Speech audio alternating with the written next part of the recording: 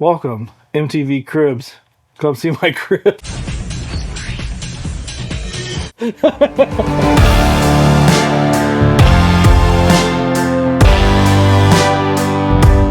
little build update. I mean, it still looks, everything's exposed here. We still got Ruxel out, but the room functions. I had to leave everything uncovered until we got the wiring finished. But the room works. What do you think of my desk? I'm just a fan of these state-of-the-art speaker stands that you have. Okay, they got lost in the mail, but everything is Triad orbit. Do you know how these work? Check this out. These are technically the back, but so you have a wall plate and the speaker attaches to this thing, so you can set your angle and everything here. But if you ever need to, it just comes right out. That's so cool. The other part of it is you can get pole mounts. So if you look up there, exactly the same setup. The wall mount is on the ceiling, then you have a pole mount, and it's just regular 3/4 inch gas pipe going to another pole mount, and then it's attached to the normal bracket. That's attached to the speaker. So that's what's coming for the backs that I have to wait on getting shipped. But they will be here hopefully tomorrow. It's been a long 1 week since you okay. Bare naked ladies. But it feels like forever. I'm just spouting off song titles at this point. Can you just put the album cover up? Forever? I know we can't really share this audio, but No. those who know will know. It sounds so cool in here. The room is Atmos ready. It does not only have to be Atmos. It's just another mixing suite. I'm going to be doing Atmos because I want to learn it. I'm highly interested, but at this point, like, I can put up another set of left rights if I want to. But honestly, like, these sound sick, even in a stereo format, and you listen to them in stereo. Yeah, that sounds great. The room feels good, and nothing's tuned yet, nothing's timed. I still haven't put traps on the walls for like these first reflection points, because the traps in the corners are doing so well. And like the room dimensions, I had never known how to do all this stuff, but had Gavin Haverstick help us with the design. This is kind of just a speaker placement. He helped even as far as like the partition design, which is there's an air gap in here, hat channel, like all this stuff is meant to isolate from the rest of the building. Even behind this back wall, there's another space and air gap that is just adding even more isolation from the back. But the main part is he figured out the room mode that would be the flattest right off the bat, and it totally worked.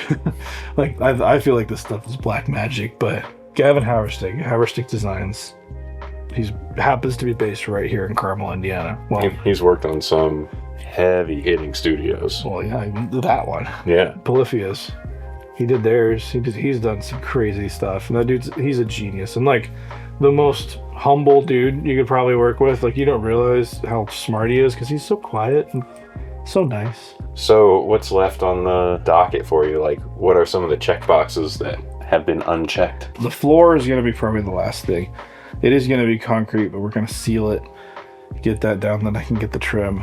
Once the wiring is 100% done, then I can cover up all the corner traps, put the trim up, then it'll look like done. But like this design, the reason this cost me more than like if somebody just wanted to incorporate Atmos was because I wanted to completely isolate this from the rest of the building. So like it has its own HVAC split.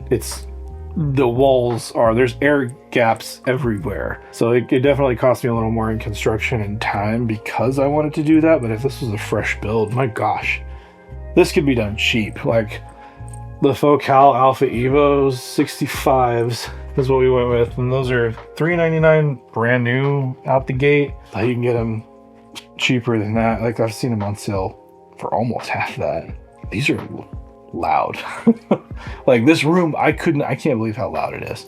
Sam had a bump, and when I got here today, I was like, good gravy. Yeah. Those little speakers push some air. Yeah, it does. I mean, when you have 12 of them, what's weird is like the price difference between these and my trios over there is massive. Like the trios cost more than this entire room. The only other piece of hardware here is the Oria. My God, if a system was ever easy, like that was literally just plug it in and it worked. It just works. Once you figure out the routing for which speaker is which, yeah, that's it. But even on here, like it walks you through it, so like you can see your room, and then on the back it's labeled. So really you just have to learn the labeling of what's what, like left center, left top front, right top front, left top rear, right top rear, left side, right side. And once you learn like the labeling system, it really is pretty easy. This is set up to do like even more speakers than I have. Like I'm not using the left wides and the top mids. So this is set up for 916 if you wanted to do that, meaning like you could add wides in between your sides on the left, right, and you could have a mid upper. Like, but my room's not that big, and I knew if I was going to do this, I wanted kind of the bare bones. So I went with 714. So 7 surrounds, 4 top, 1 sub. And it's all running on a little Mac Mini. Dude, that thing is a hoss.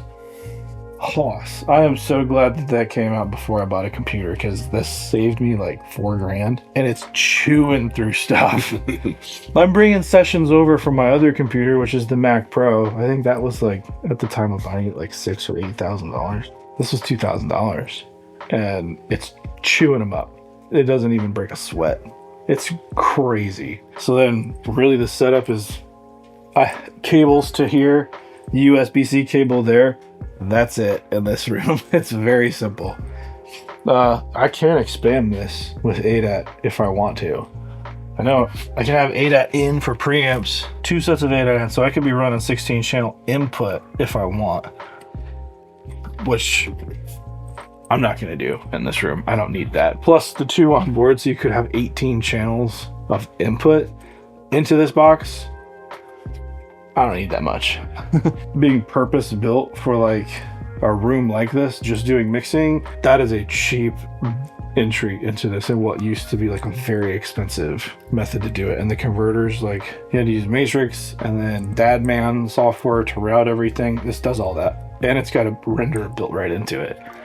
So it's like, it's dumb easy. But I'm sure there's going to be a video coming about the Oria. That thing's fantastic. You told me earlier you put in that rod there, the metal rod, so you could cover the windows, because that's part of what needs to happen for it to be certified, right? I would like to be certified. I figure if I'm going to do it, I'm going to try to be certified. You do not have to be certified. It's just what I want to do. So to do that, I have to do certain things.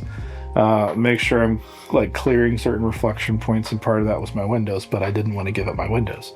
So the way I found to do that was put up this gas pipe that runs the span of the room, which will also be handy for us because we could put up lights or hang cameras, whatever. We could just hang it from there. Mm-hmm. But I built some traps. They're basically just base traps. So 2x4s, essentially this exact same design, meant to fit this window, that hang off little hooks, so it'll just hang there, and when I don't want it, I just slide it over.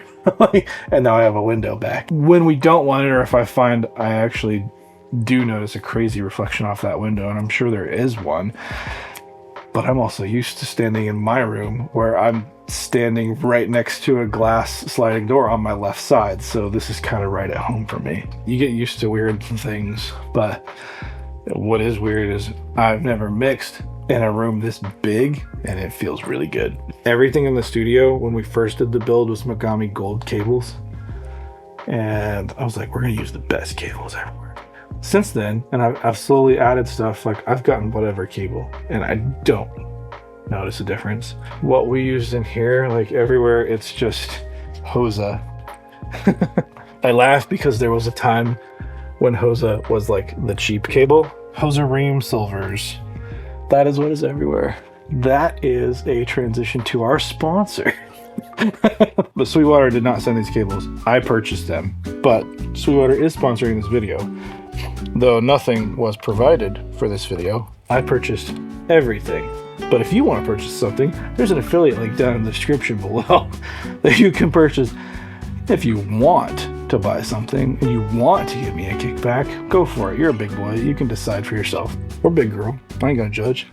Every cable in here is either cable I made out of Canary and Mogami connectors, or Proco, or Hosa green, silver. I love this cable. I have 3 of these. These are fantastic.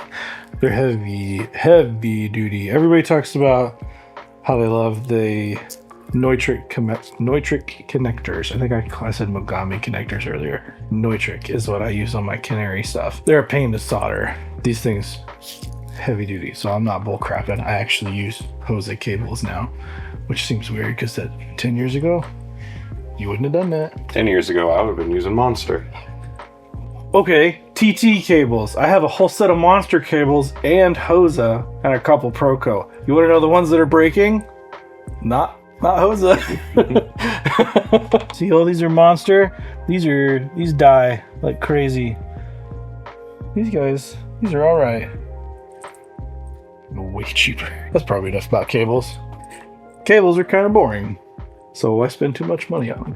Oh, you're still filming.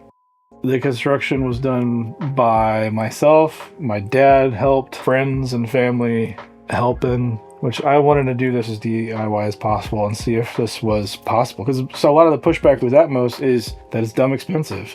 There's probably more money in this room just because I wanted to separate it. But if I didn't have to worry about that, holy cow, this is a cheap room. There's less than 10,000 in here. And that's counting the mounts, counting the cables, interface, TV, speakers, because you don't need mounts. Before I was going to go the mount route, I was just going to do cinder. I was literally going to get cinder blocks and stack them up. Mm-hmm. You can totally do that. Had to figure out something for the ceilings, but... Well, we had talked about 3D printing some mounts. We were going to 3D print some mounts, yeah. Which you got pretty good design. I had the design, yeah. I just had to get different plastic for it. And heck, we're wiring everything up with Hosa TRS. I love it. Like less than $300 in cables for everything.